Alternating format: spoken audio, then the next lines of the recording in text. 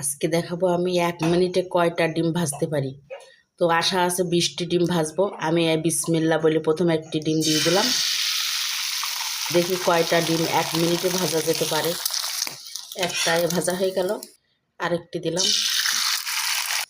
আমার আরেকটা ভাজা হয়ে গেল, আমি আরেকটি দিয়ে দিলাম।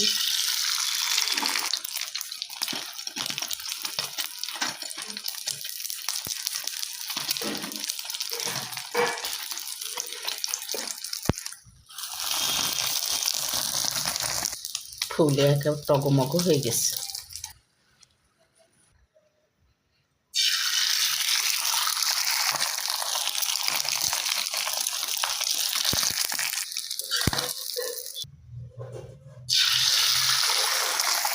মনে করেছিলাম বন্ধুরা আমি 20টি ডিম ভাজতে পারবো, কিন্তু পারিনি।